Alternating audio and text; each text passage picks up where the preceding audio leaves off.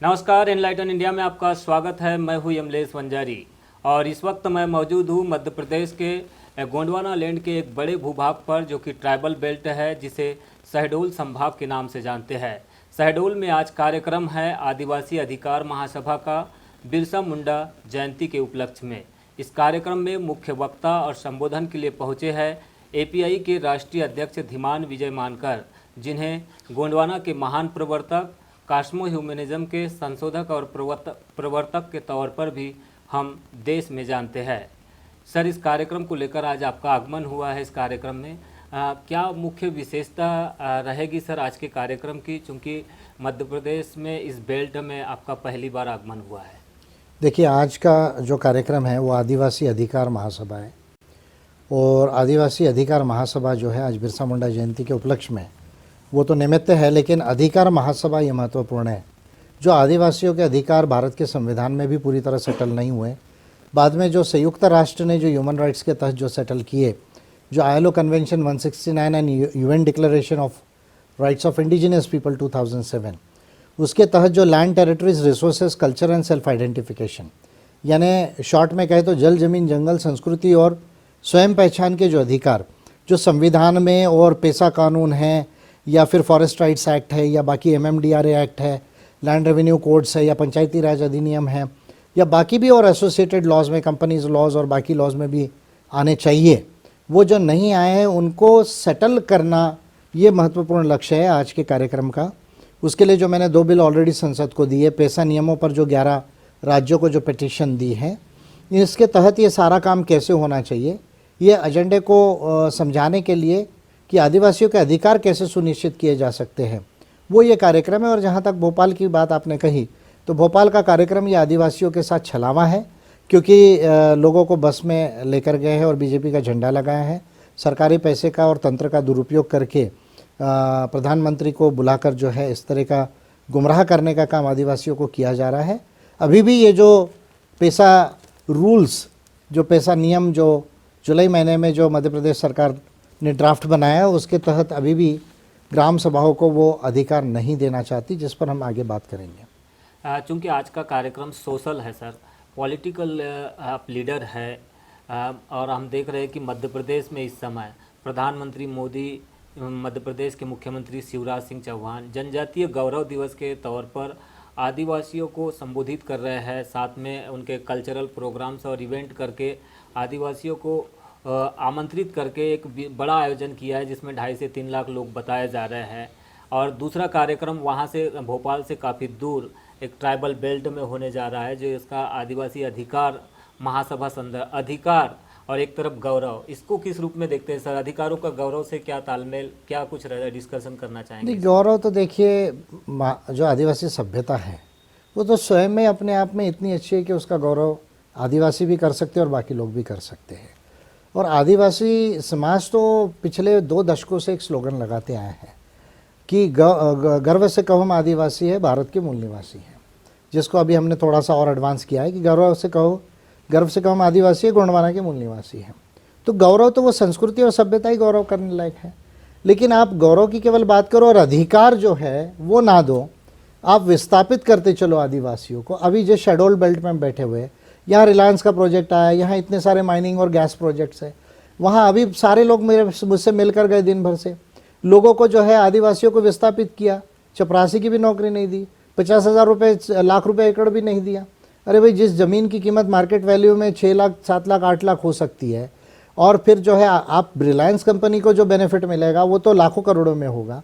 तो भाई उसके अंदर जो गैस है या मिनरल है, उसका 5-10% क्यों नहीं शेयर होल्डिंग दे सकते आदिवासियों को? तो ये जो अधिकार है, या ग्राम सभा अगर ज़मीन नहीं देना चाहती तो फिर सरकार वो प्रोजेक्ट क्यों नहीं छोड़ना चाहती? और अगर ज़मीन चाहिए ग्राम सभा से तो आप उनको ज़मीन के एवज में उतनी ज़मीन दे दो, मार्केट वैल्यू से पैसा दो, अच्छे जगह नौकरी दो, और 5-10% तो कम से कम शेयर होल्डिंग राइट दो। ये अधिकार आप देने के लिए जो है वो झिझक रहे। अभी आप जनगणना कर रहे हैं, जनगणना में आदिवासी ये कह रहे हैं कि भाई हमको जितने भी धर्म के कॉलम हैं उसके अलग हमको एक कॉलम चाहिए, आदिवासी कोड चाहिए, जिसमें हम अपना कोया पुनेम लिखाएंगे, हम अपना सरना लिखाएंगे, डॉनी पोलो लिखाएंगे, जो भी हमारी आदिवासी को, प्रकृति को मानने वाली जो बात है उसको हम लिखाएंगे। तो अभी आप, अमित शाह जो है होम मिनिस्टर है, प्राइम मिनिस्टर ऑफ इंडिया है, तो आप अभी सेंसस में कोड क्यों नहीं लाना चाहते? ओबीसी की जनगणना का आप जो है वो नहीं करना चाहते, ये एक अलग विषय है, लेकिन सेंसस से ही जुड़ा हुआ है। और फिर जो है ग्राम सभाओं को आप अधिकार नहीं देना चाहते। संविधान में जो संयुक्त राष्ट्र ने जो मानव अधिकार कहे हैं इंडिजिनस राइट्स के, उसको आप क्यों नहीं लाना चाहते? तो आदिवासियों को आप जो है जल जमीन जंगल का मालिक नहीं बनाना चाहते। और फिर आप उनको जो है वो वन रामायण की बात कर रहे हैं। भाई वन रामायण से क्या हमारा लेन देन है? वन रामायण से हमारा क्या लेन देन है? हम तो जो है रावण को मानने वाले लोग हैं, हम तो महिषासुर को मानने वाले लोग हैं, हम तो शंभु माधव और कुपारलिंगों को मानने वाले लोग हैं। तो जिसको जो मानना है वो माने, वो उनकी आस्था है, पर हमारा क्या लेन देन है? आदिवासी तो कभी हिंदू था ही नहीं। 50,000 साल से वो प्रकृति को मानने वाला है। तो आपको क्या लगता है ये जो कार्यक्रम हो रहा है हिंदुइज्म की ओर डाइवर्ट करने के लिए भी हो रहा है आदिवासियों को? मैं देखिए, ये तो एक एजेंडा ही है, आदिवासियों को गैर आदिवासी बनाने का एक षड्यंत्र चल रहा है, जिसका सबसे बड़ा कारण है, दो चीज़ें हैं। एक तो ये जो 10 लाख करोड़ की जो मिनरल वेल्थ है आदिवासी की ज़मीन में, उसका जो मैं कह रहा हूँ कि 15-20% शेयर होल्डिंग राइट मिलना चाहिए, यानी लगभग 200-250 लाख करोड़ रुपया देश के आदिवासियों को एक बार दे दो आप। फिर वो डेवलपमेंट देखेंगे ना अपना, फिर उनको एजुकेशन दे दो और बस नॉर्मल आपको रिजर्वेशन दे दो, वो अपना डेवलपमेंट देख लेंगे। वो जो नहीं देना एक सबसे बड़ा महत्व है। इसके लिए ह्यूमन राइट्स की बात संविधान और लॉ में नहीं लाना है, एक ये मुद्दा है। दूसरा ये मुद्दा है कि जो हिंदुत्व कहता है कि नहीं भाई वेदों से हमारा निर्माण हुआ, ये सब निर्माण हुआ, ये तो हमारी संस्कृति है और ये सब है, लेकिन आदिवासी की सभ्यता ये 50,000 साल से देश के अंदर में, और वो कभी भी जो है वो धर्म को नहीं माना है, वो प्रकृति को मानी हुई है, और ये जीवित प्रमाण है। ये जीवित प्रमाण को वो समाप्त करना चाहते हैं, इसलिए उनका हिंदूकरण कहीं पर हो जाए। ये दो तरह के षड्यंत्र चल रहे हैं, जो आदिवासी को गैर आदिवासी बनाए जाने का षड्यंत्र है, ताकि 20-30 सालों में फिर जो है लोग कह दे कि नहीं नहीं भाई इनको कहना आसान हो जाए, नहीं तो कोई आदिवासी था ही नहीं। तो इसको जो ये जो एजेंडा है, ये बीजेपी का एजेंडा है, और कुछ हद तक कांग्रेस ने भी इस पर काम किया पहले, इसको एपीआई डिफीट करेगी। अभी समस्याएं तो है सर, लेकिन इन समस्याओं का समाधान कैसे मिलेगा? जो समस्याएं आप गिना रहे हैं, ये समस्याएं आपको यहाँ के स्थानीय लोगों ने भी काफ़ी हद तक बना, क्योंकि जब से आप आए हैं मैं देख रहा हूँ कि काफ़ी सारे लोग मिलते जा रहे हैं, लगभग 500 के करीब लोग हो चुके हैं आपसे मिलते हुए। 5 घंटा हो गया है। हाँ, 5 घंटे से आप लगातार लोगों से मिल रहे हैं, पत्रकारों से भी मिले, पत्रकारों ने भी कुछ समस्याएं स्थानीय लेवल की आपको समझाइए। इन समस्या का लेकिन समाधान कैसे निकलेगा सर? कैसे निकलेगा? क्या इसका मार्ग होगा? देखिए, दो चीज़ें हैं। किसी भी समस्या का समाधान जो है, जब व्यक्ति ज्ञानवान हो जाता है, सुजान होता है, तो उसका हल निकालना आसान होता है। दैट मीन्स कि पहले समस्या जो है उसके सॉल्यूशंस कैसे आएंगे हमको समझते आना चाहिए। तो सॉल्यूशंस इसके 2 पार्ट में हैं। एक पार्ट है रूल ऑफ लॉ, यानी आपको human rights, constitution, laws and policies पर काम करना पड़ेगा। लेकिन ये काम करने के लिए आपको जो है अल्टीमेट पार्लियामेंट और असेंबली में जाना पड़ेगा, पॉलिटिक्स। तो इसलिए जो है आपको पॉलिटिकल पार्टी और अलायंस और ये कर भी ये काम करना पड़ेगा। तो एक तो रास्ता आपके पास कलम चलाने का फ्री है, जो अभी भी हम कर रहे हैं। जैसे मैंने 16 बिल दिए, 30 पिटीशन दिए, अभी जो ये पेशा नियमों पर मैंने 26 जनवरी को दिया है, जो 2 बिल दिए संसद को, तो ये तो काम चलते रहेगा।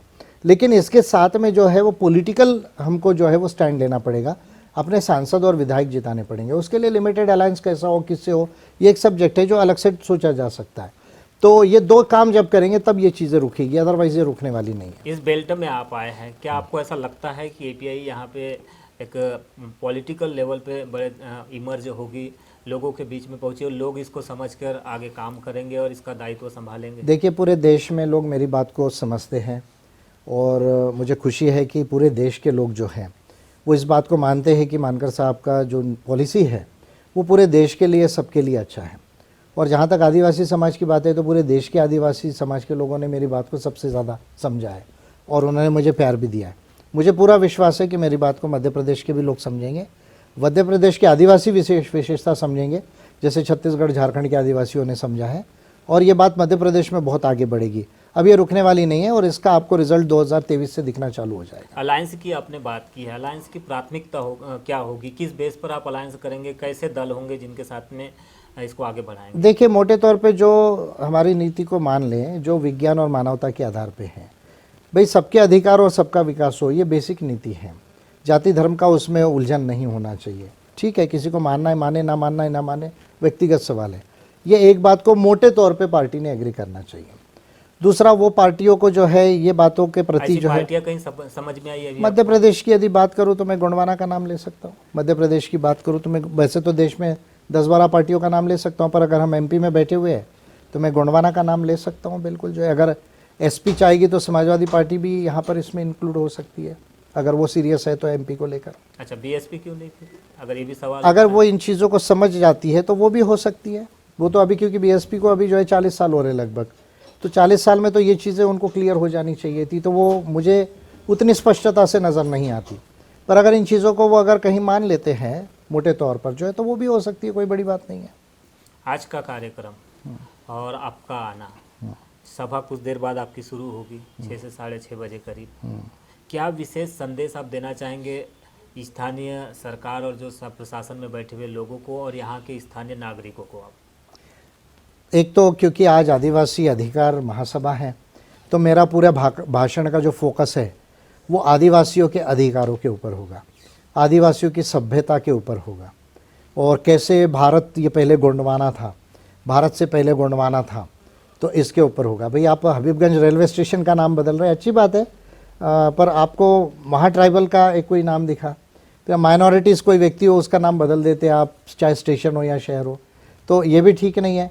पर मैं कह रहा हूँ अगर आपको नामांतरण करना ही है तो फिर ये भारत तो था ही, भारत के पहले गोंडवाना था, ये भारत नाम तो वैदिक कल्चर से आया है, उसके पहले तो ये गोंडवाना था। तो फिर आप संविधान को अमेंड कर लीजिए आर्टिकल 1 को, और इंडिया दैट इज़ गोंडवाना लिख दीजिए, और मोदी जी की सरकार है ही ऑलरेडी, पार्लियामेंट में अमेंडमेंट लाया जा सकता है इस तरह का। तो ये जो सारी बातें हैं, कल्चर की बात है, हिस्ट्री की बात है, लेकिन उससे ज़्यादा जो अधिकारों की बात है उस पर मैं करूँगा, और आज मोदी जी की क्लास में लूँगा, क्योंकि आज जो छलावा उन्होंने भोपाल के अंदर किया है, पैसे ला कर बसेस में भरकर लोगों को लेकर गए हैं, लेकिन ये राइट्स जो वो देना नहीं चाहते हैं, तो आज मोदी जी की मैं पब्लिक पार्लियामेंट में क्लास लूँगा। ये मेरी पब्लिक पार्लियामेंट है कि वो एमपी है, प्राइम मिनिस्टर है, जो काम उनको संसद में करना चाहिए वो नहीं कर रहे और केवल छलावा कर रहे हैं। तो मैं पब्लिक पार्लियामेंट जो है, ट्राइबल पार्लियामेंट से जो है, आदिवासियों की गण परिषद से जो आज मैं है जो है मोदी जी का क्लास लूँगा। तो लोगों के अधिकार की बात होगी, कल्याण की बात होगी और नीतियों की भी बात होगी। साथ में प्रधानमंत्री नरेंद्र मोदी से पूछा जाएगा आदिवासियों के अधिकारों पर सवाल। ये कहना है एपीआई के राष्ट्रीय अध्यक्ष धीमान विजय मानकर का। आप देख रहे थे एनलाइटन इंडिया।